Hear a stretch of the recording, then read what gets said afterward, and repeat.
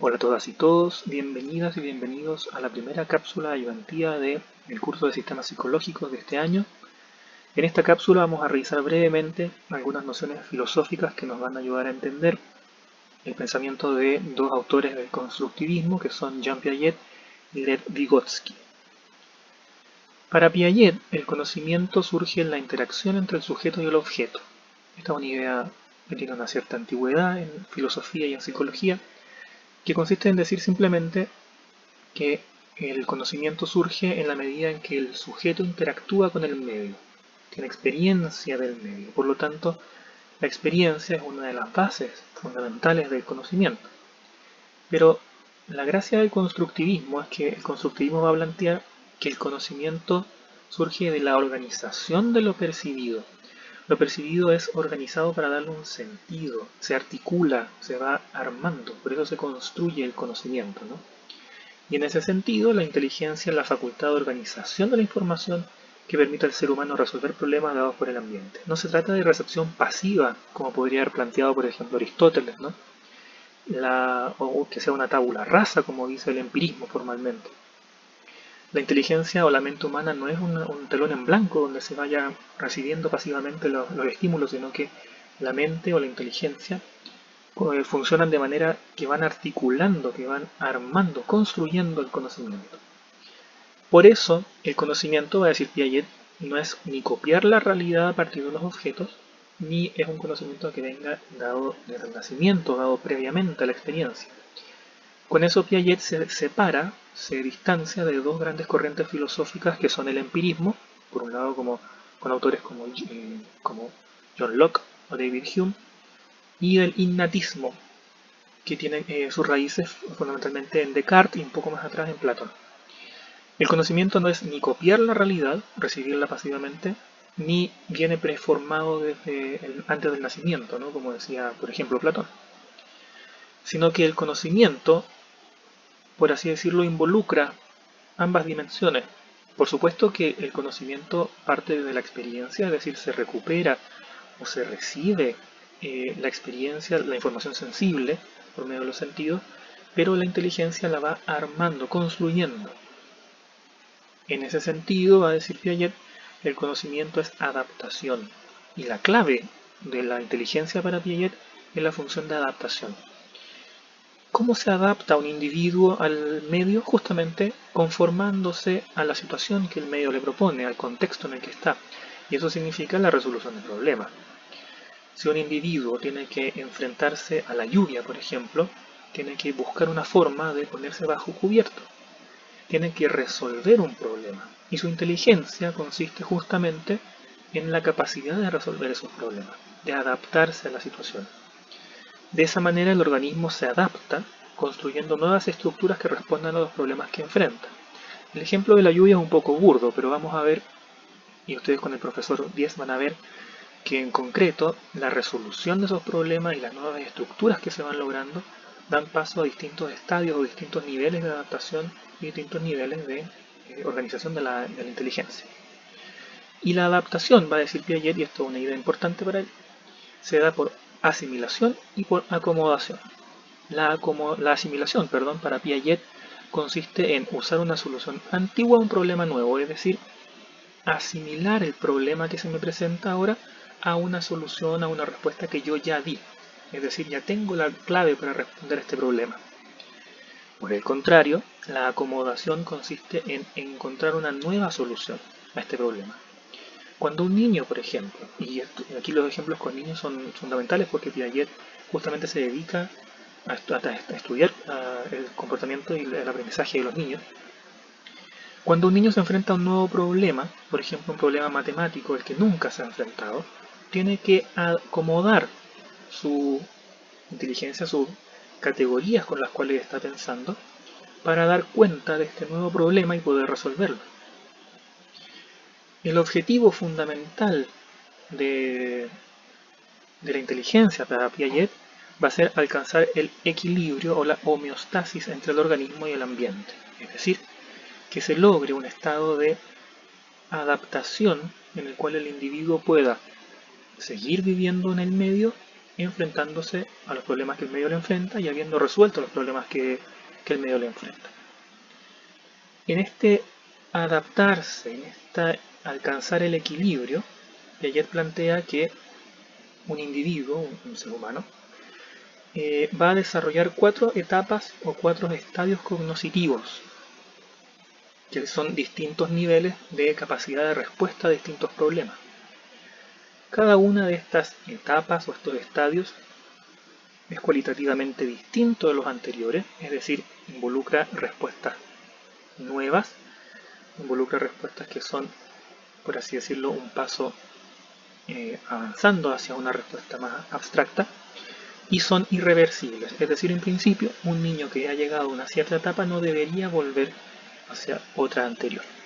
Estas 4 etapas o estadios cognitivos, y aquí los estudiantes que sean profesores o que tengan algún conocimiento de pedagogía ya habrán escuchado hablar de estas etapas cognitivas o estadios, son los estadios sensorio-motor, preoperacional, de operaciones concretas y de operaciones formales.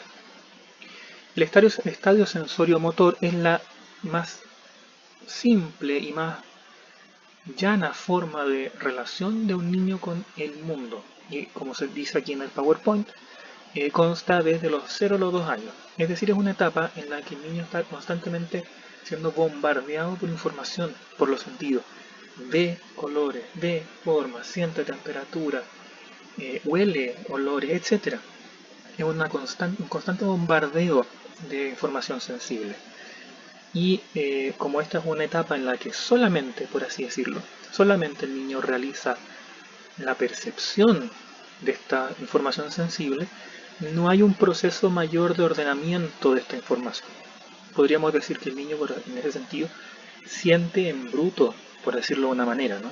Ve cosas, siente olores, siente sabores incluso, pero no logra, por así decirlo, estructurarlo o organizarlo. Esto se va a dar una vez que se pase al estadio preoperacional, desde los 2 a los 7 años.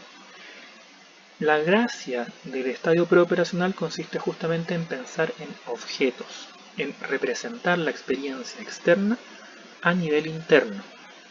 Y esto se logra por el empleo de símbolos. Aquí vamos a hablar de símbolos en general.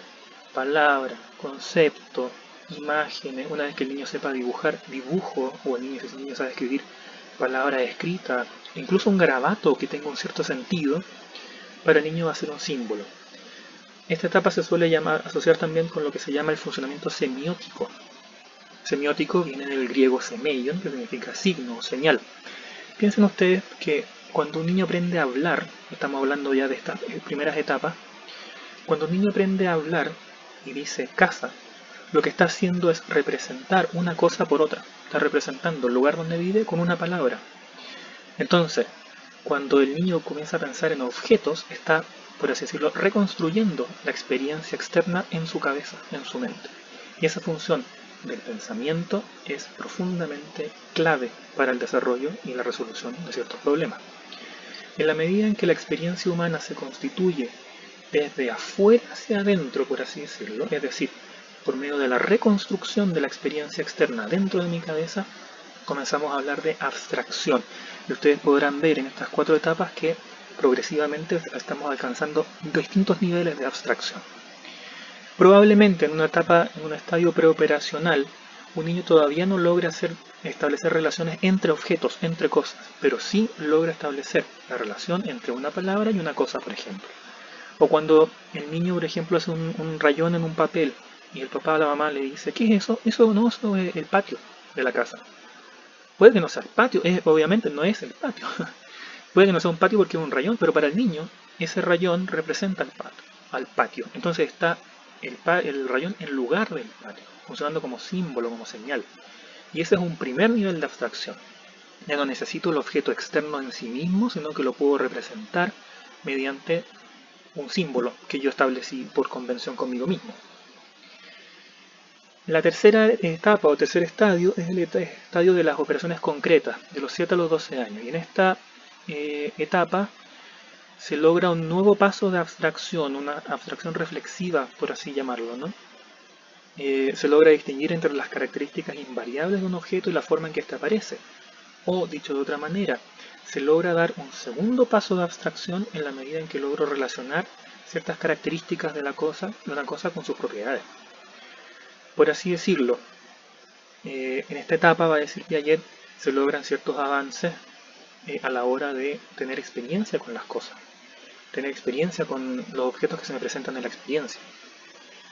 El niño probablemente todavía no logre hacer abstracción a nivel formal, que eso es la próxima etapa, y establecer reglas generales, pero logra establecer una cierta relación entre las experiencias que tiene.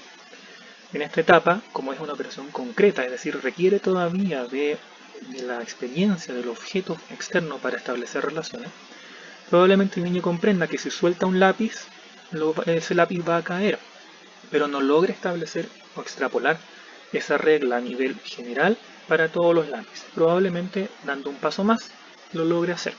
Pero ese tipo de abstracción formal, es decir, a nivel universal, establecer reglas universales generales, corresponde más bien a las operaciones formales.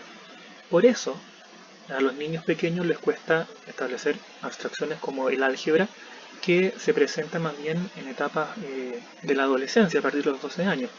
Por eso el álgebra se enseña una vez que los niños ya han pasado las operaciones formales, porque sumar 2 más 2 y sumar x más x son, por así decirlo, operaciones a distinto nivel de abstracción. 2 más 2 son 2 cosas más 2 cosas. Pero x más x significa sumar cualquier número más cualquier número, que siempre que sean iguales, para obtener un cierto resultado.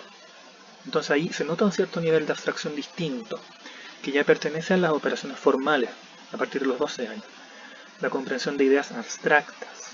Estamos hablando aquí, y por eso a partir de esta etapa se suele hablar de operación formal abstracta, ¿no? Estamos hablando de características abstractas que no necesariamente tienen que estar concretizadas en algo. Se puede generar ideas, predicciones. Ahora el niño puede observar y no solamente observar qué sucede, sino predecir, establecer hipótesis, por ejemplo, a nivel del conocimiento que pueda alcanzar. Entonces con Piaget estamos viendo que el individuo, el niño en concreto, cuando se enfrenta a un problema, y dependiendo de la edad a la que se enfrenta ese problema, va a estar en un cierto estadio, en una cierta etapa, en función de la cual puede o no puede resolver ese problema. Y en la medida en que logre responder a un problema al que nunca se había enfrentado, y lo logre responder de manera satisfactoria, va a comenzar a dar distintos pasos para llegar a dar el paso definitivo hacia un nuevo estadio cognitivo. Ahora, el segundo autor que vamos a revisar hoy es Vygotsky. Y Vygotsky, en cierto modo, es distinto de Piaget en la medida en que las influencias filosóficas que cada uno evidencia son distintas. Piaget estaba muy influido, por ejemplo, por Kant, a la hora de plantear el constructivismo y la inteligencia como función de construcción del conocimiento, ¿no? Vygotsky también probablemente retoma a Kant, pero tiene mucha más influencia del materialismo histórico, en concreto de la filosofía de Marx. Y Marx va a plantear en el materialismo histórico, materialismo dialéctico, que el ser humano se comprende desde su lugar en las relaciones sociales. El ser humano en cuanto individuo nunca está aislado. El ser humano está inserto en una sociedad, y esto no solamente a nivel político, a nivel sociológico, sino también a cualquier nivel en el ser humano. Y Vygotsky lo va a llevar al lado del aprendizaje, por ejemplo. Entonces el ser humano está inserto en una red de relaciones sociales, y en esa red, en esa sociedad, el ser humano no solamente conoce la realidad, sino que la transforma. No solo se adapta a él, se transforma a sí mismo, sino que además transforma la realidad. Cuando el ser humano comienza, por ejemplo, a crear techos, casas con techo, está transformando la realidad. Está creando algo que no estaba antes para poder responder a un problema que se le presenta. Para Vygotsky, la conciencia es el objeto de estudio de la psicología. Hablar de alma ya quedó bastante atrás. Pensemos, por ejemplo, en Descartes, incluso, que ya hablaba de alma. Pero la conciencia para Vygotsky va a ser el objeto de estudio. Y esa conciencia, en consonancia con el materialismo histórico, va a tener una base material, que es el cerebro. y el cerebro es el lugar donde, por así decirlo, se va a concretar las operaciones de la conciencia. Y una de las herramientas más importantes que el ser humano tiene para transformar la realidad y transformarse a sí mismo en el marco de las relaciones sociales es el lenguaje.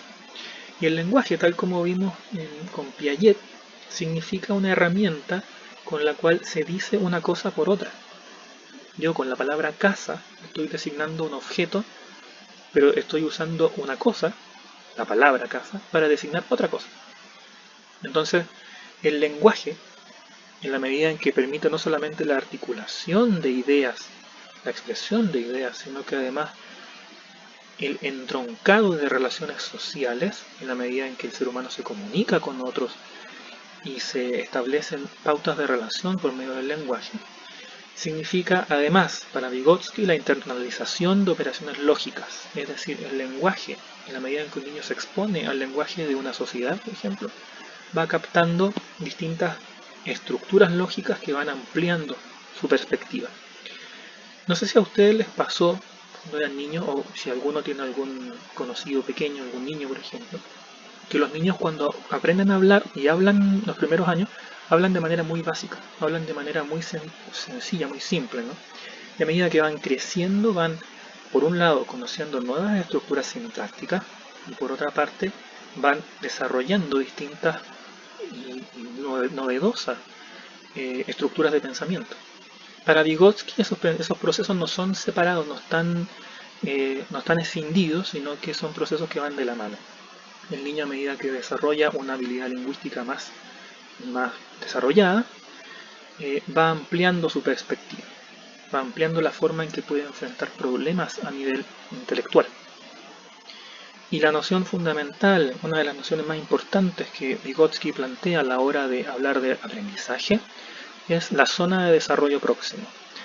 La zona de desarrollo próximo representa la brecha entre lo que un niño puede hacer de manera autónoma y lo que él puede hacer con la ayuda de algún tutor o de algún profesor. La idea es que él logre pasar desde el nivel en el que él puede hacer algo autónomamente hasta lograr que él pueda hacerlo de manera con ayuda y pueda alcanzar un cierto aprendizaje a la hora de tener que enfrentarse a ese problema de manera individual. La interacción con el tutor en ese sentido le ayuda a alcanzar un nivel superior de funcionamiento al internalizar la información que aprende por el tutor. Los que saben algo de pedagogía o los que tienen la experiencia de trabajar con alumnos sabrán lo que es el aprendizaje vicario, por ejemplo. El aprendizaje vicario consiste en que un maestro le enseña a los aprendices, a los discípulos, cómo se hace algo para que ellos después puedan, por imitación, puedan repetirlo. En ese sentido funciona de manera semejante a la zona de desarrollo próximo de Vygotsky.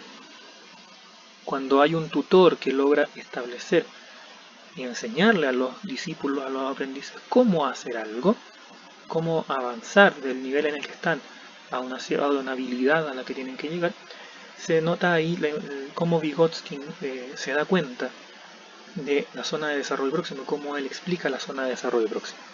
Por eso la importancia del aprendizaje guiado, del aprendizaje en el cual el profesor juega un rol no de reemplazo del estudiante, como podría pensarse, sino que el tutor, el profesor, acompaña al alumno, acompaña al tutorado para que el alumno desarrolle una nueva habilidad, acompañado y logrando superar esta brecha entre estos dos niveles con la ayuda del tutor. Eso es todo por hoy en la cápsula de hoy de Piaget y Vygotsky. La próxima cápsula veremos Sartre. Ojalá que puedan tener el texto del existencialismo a un humanismo leído.